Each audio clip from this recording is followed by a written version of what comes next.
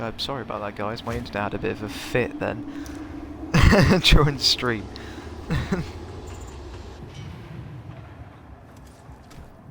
I think it might have something to do with Xbox Live more than anything. Because Xbox Live has been having a bit of a tiz recently, well, at my end anyway, on 360.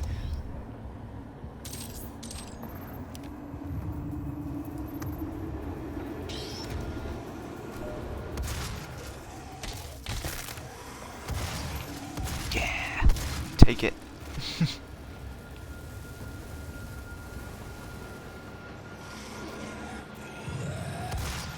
But yes, as I was saying, first-person shooters, I'm glad they're starting to regress back to the old ways, where they give you several challenging maps to progress through with combat situations with varying difficulty, rather than hand-holding you through each situation. And this is a good start with Doom.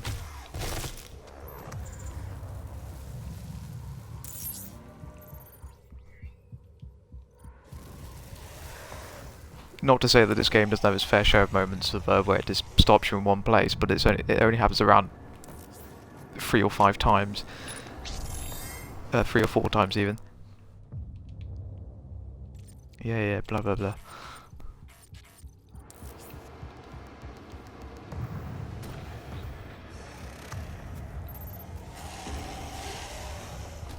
But I hope we get more single-player first-person shooters like this.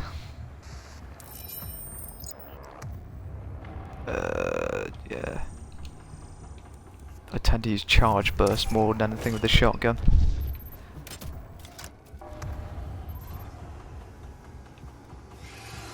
But yeah, I'd recommend picking up this game for the single player alone, because the multiplayer is not awful, it's just standard. If they made it with an arena shooter in mind, it would have been quite good, but the problem is they have loadouts. Because it's made by guys who worked on Call of Duty and Halo multiplayer.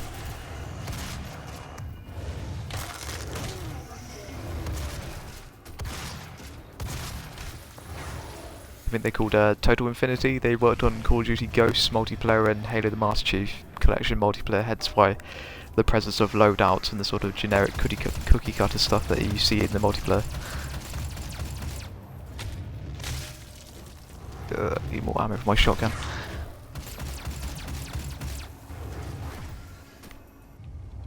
But yeah, this is a superb game. This has to be one of my favourite games of 2016. I need more bloody ammo for my shotgun.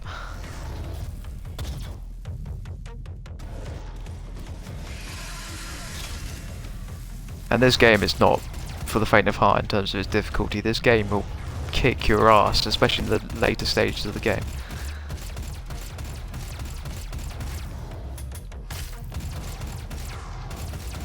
Because in the later stages of the game, it just unleashes every enemy type you can imagine on you. And it will kick you in the balls when you're down.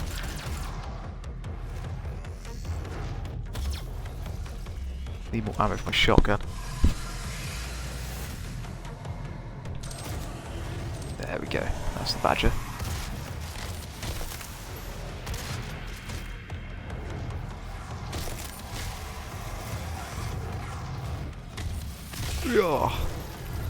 Knee to the face, my friend.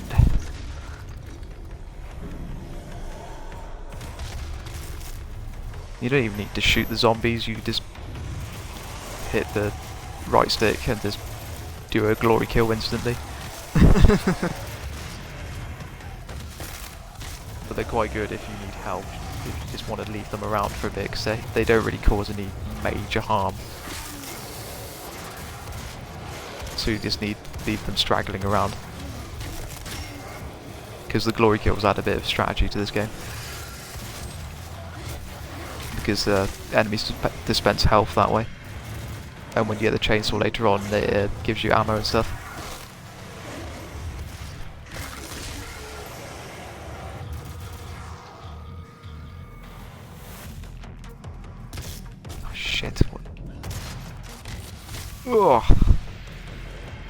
Because when I first saw the reveal of this game, when they introduced the executions, I was a bit like, what?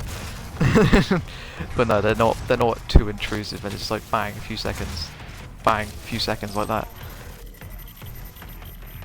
It's not prolonged like some pre-animated takedowns are in first-person shooters.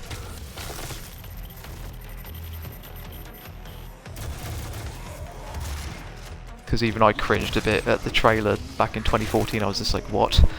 Pre-animated takedowns in a fast-paced shooter like Doom. Where's the last bastard? He's not the last bastard.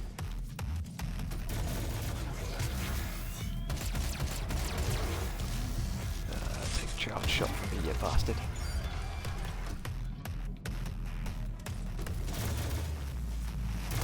And this game does emphasise verticality a bit in some sections.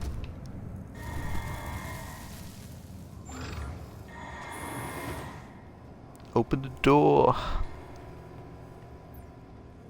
Welcome to the UAC.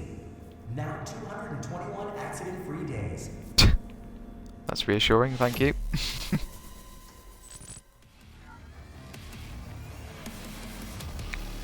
Continue, I say.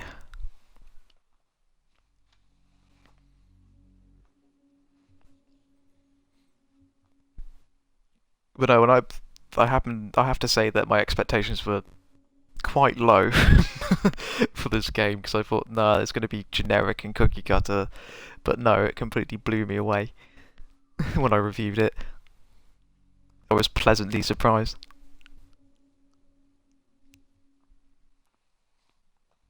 I was not expecting a decent, lengthy campaign like the old days.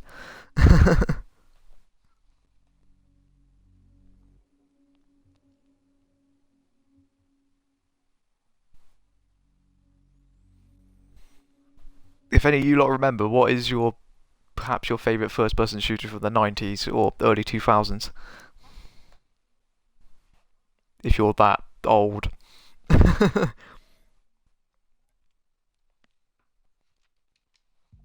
I'm only 23, but I was playing games I shouldn't be playing back then.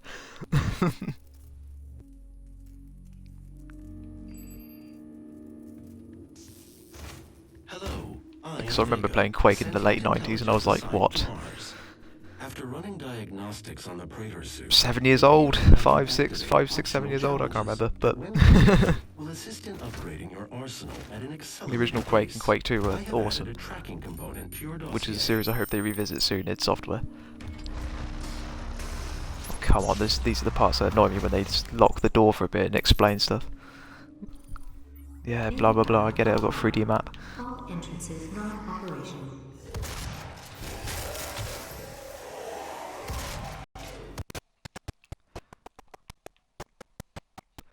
The standard conventions still sneak into this game where it just sort of like flashes everything up on screen and it bloody annoys me. So yes, I get it. I know how to fire a weapon.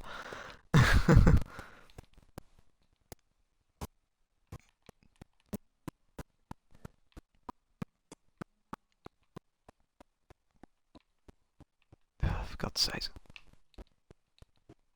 Running low on ammo again. I'm sorry, bear with me, it's been a while since I've played this, since I reviewed it. I'm busy reviewing Mirror's Edge at the moment. Catalyst. Main power offline. All entrances not operational. Which is good, but the main problem I have with Mirror's Edge is the new one is the hand-to-hand combat. It's crap. And the problem is there are some segments where it forces you to beat guys up, and it's a pain in the arse. Main power offline. All entrances not operational. Oh, look at that.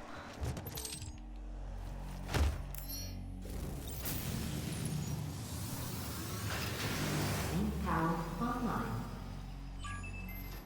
Excuse me if you hear clicking in the background, that is my Xbox One controller. They're extremely loud controllers. Your final moments in this world. All the human sacrifices. Learned this the other week when I was listening to a podcast by well, not a podcast, but a Let's Drown Out by Yahtzee. And he's playing Resident Evil 4 with an Xbox One controller.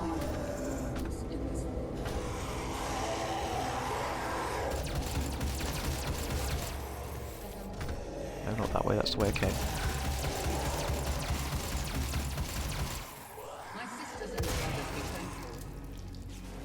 Doop doop doo, fuck you, imp.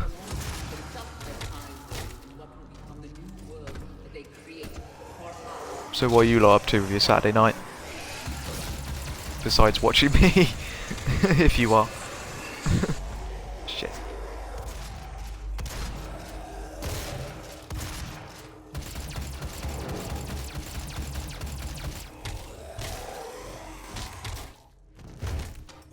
No, I was gonna say, did I kill that zombie? No, I didn't. Especially now. What will be your final moments in this world? Been playing through The Witcher 3 this morning, as I got an email very late last night from a PR agent at CD Projekt Red who gave me a code for Hearts of Stone, weirdly, because that expansion came out last year, as far as I'm aware. Correct me if I'm wrong. Because they liked my review of Blood and Wine, so just gave me a code for the other expansion, which is awesome. And I finished that this evening, a Hearts of Stone, which is superb. Which there will be a review coming to my blog. I'll probably write that tomorrow morning, if I can be arsed. So I need to get some major training done on the bike tomorrow.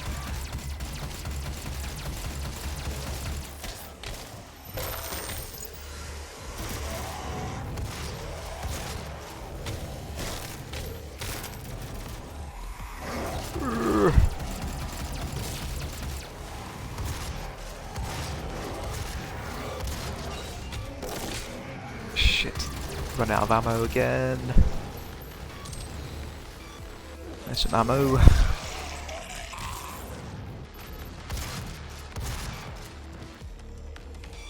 You've always got to be quite conservative with your ammo at the start of this game, because you don't have a great capacity in terms of maximum ammo. Oh, for God's sakes. Yeah, I get it. I've been through this charade before. Oh, right, there's one more left. Let's punch his head off. I think. Yeah, I get the chainsaw here. There we go. That's what we like to see. Classic Doom weapon, the chainsaw.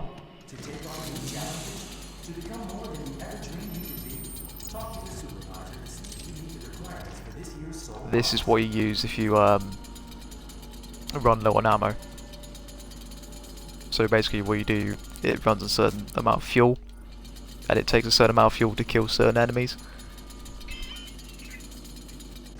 So if you don't want to waste it on like a, I don't know, well sometimes you might want to waste it on the low end enemy like that, but if you're running low on ammo. But sometimes it's good to take down the bigger enemies when you don't have so much ammo, so it adds a layer of strategy, if you understand what I'm saying. Which is pretty cool. So it's not like set dressing. Shit, I'm about to die. It's not set dressing just to increase the gore and all that. It's just like, okay, it adds a layer of strategy. If I'm running low on ammo, I can do this. And ammo comes spewing out. Oh shit. Why did I do that? That was the worst thing I ever did.